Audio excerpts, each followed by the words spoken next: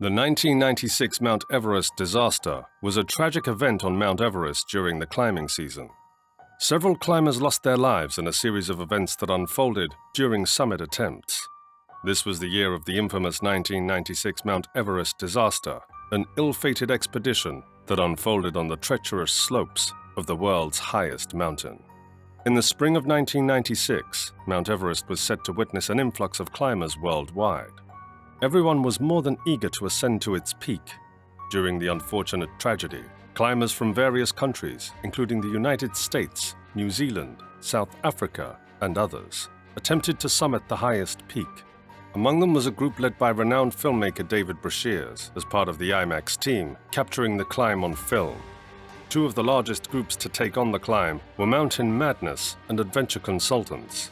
The latter, led by Andy Harris, Rob Hall, and Mike Groom, had 8 clients and 7 Sherpa climbing guides. The climbers started acclimatization around mid-April, progressively increasing their duration at higher altitudes before returning to base camp. The groups planned to ascend towards Camp 4, located at a lofty 26,000 feet, on May 9th. Unfortunately, this day would mark the onset of the tragic 1996 Everest disaster with its first fatality. Chen Yunan from the Taiwanese group made a grave mistake by exiting his tent without making sure the required spikes were securely attached to the ice. After falling into a crevasse on Lotsei's face, rescuers quickly recovered him, and at first glance, he did not seem to have sustained any severe injuries. One member of the Adventure Consultants group was John Krakauer, who later chronicled his experience in his book, Into Thin Air. These groups aimed to conquer the mighty peak, but had yet to learn what was in store. Sadly, the mountain's history would remember that year as one of the deadliest. The disaster received global attention, capturing the emotions of people worldwide. The 1996 Everest disaster became a cautionary tale about death on Everest and the fragile balance between human ambition and the untamable power of nature. Through the lens of history, we delve into the extraordinary events that unfolded that fateful year, examining the climbers who pursued their dreams and confronted them. Among the climbers affected by the storm were 2 teams, Adventure Consultants led by Rob Hall and Mountain Madness led by Scott Fisher. The Adventure Consultants team took the South Col route, saw more casualties, and was widely reported. Tragically, 4 members of the Adventure Consultants team, including Rob Hall, didn't survive, while Scott Fisher was the only casualty from the Mountain Madness team. Fellow climbers managed to transport Chen approximately 1,000 feet down the mountain, but their efforts were in vain. Even the IMAX team members who had ascended hoping to aid in the rescue could not save Chen's life. Chen Yunan's death is a stark reminder of the inherent perils associated with climbing Everest, regardless of a climber's level of experience or preparation. It emphasizes the crucial need for meticulous preparation, attention to detail, and respect for the relentlessly harsh conditions of the world's highest mountain. As the rest of the climbers pushed towards Camp 4, which marked the beginning of the death zone, it became apparent that only a few skilled mountaineers could proceed. As the oxygen supply was limited and depleting quickly, it was already too late to prevent the 1996 Mount Everest disaster. The first batch of climbers could make it to the summit around 1 p.m., but people were summiting well past the 2 p.m. turnaround time. Sources claim that in addition to not enforcing a turnaround time, Mountain Madness leader Fisher allowed his clients to stay on the summit past 3 p.m. Gao reached the summit about 3 p.m. according to Mountain Zone. As Fisher was the last member of his group to reach the summit, no one questioned him, because he was the leader and an experienced Everest climber. However, some of the climbers saw that Fisher needed to look better even then. The storm began to move at around 3:30 p.m., and by 6 p.m., climbers were still trying to descend the mountain. It had turned into a full-fledged blizzard with gale-force winds. With the blizzard roaring around them and their oxygen supplies running low, 17 members found themselves stranded on the mountain. Since many climbers were prepared to go to any lengths to reach the summit and might have felt under pressure to continue because others were doing the same, many believe that summit fever played a role in the 1996 tragedy. As midnight struck on May 10th, the rest of Gao's Taiwanese expedition, Adventure Consultants, and Mountain Madness set off on their fateful ascent towards the summit. Each climber was equipped with 2 spare oxygen tanks, but they knew their supply would run out by 5 in the afternoon.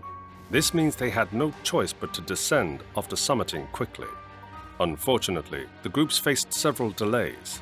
The climbers found that they had to wait an hour while the lines were installed, as the Sherpas were late to set them up ahead of time.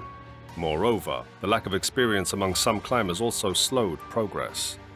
Finally, after many challenges, the summit began. Only half of the climbers who set out that morning had returned by 10 p.m.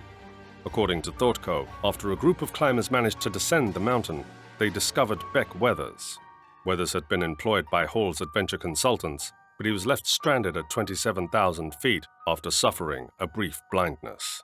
During the Everest 1996 disaster, adventure consultants leader Rob Hall and his client Doug Hansen found themselves stranded at Hillary Steps amid a fierce blizzard.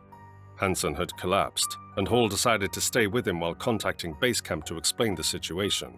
Despite pleas from his fellow guide Guy Cotter to leave Hansen, Hall refused to abandon his client. Soon after, Hansen lost his life. Hall only communicated that Doug was gone. They never found Hansen's body, leaving what happened unclear. It is unknown whether he suffered from hypothermia or plugged into his death. Following Doug's demise, Hall also perished, and severe weather conditions made it impossible for rescuers to retrieve his body. As the storm subsided, Beck Weathers was one of 3 stranded climbers too weak to move toward Camp 4. Despite rescue efforts, Bucrieve only assisted Charlotte Fox and Sandy Pittman as another storm approached. This left Weathers and Yasuko Namba behind. Stuart Hutchinson found Weathers and Namba barely alive and assumed they were dead. However, Weathers emerged from his hypothermic coma later that day, just as news of his death spread. Despite suffering from severe frostbite and physical damage, he managed to pull himself together and descend to the camp, where everyone was stunned by his walking and talking. Regardless of the timely rescue of some climbers, the 1996 Mount Everest disaster claimed 8 lives. This tragedy marks the highest number of fatalities within 24 hours on the mountain. Hall, Hansen, and Harris died at Hillary Steps during the Everest disaster. Namba, unfortunately, did not awaken and froze to death above Camp 4, while Fisher suffered a similar fate. The aftermath of that fateful day left a trail of tragedy. Climbers stranded at precarious heights battled exposure, frostbite, and the cruel embrace of Everest. Hampered by the hostile conditions, rescue efforts unfolded as a desperate struggle against time and nature's fury. The 1996 Mount Everest disaster made the people who climb mountains really think about what they're doing. They had to ask themselves important questions about the companies that guide climbers, how skilled the climbers are, and whether turning Everest into a business was a good idea. It reminded everyone that when we achieve big things, like reaching the top of a mountain, we must treat nature with much respect. What are your thoughts on this? Let us know in the comments section below. For more videos like these, don't forget to subscribe to our channel and click on the bell icon to always be updated with the latest news as soon as it's uploaded. Thanks for watching. See you again soon in the next one.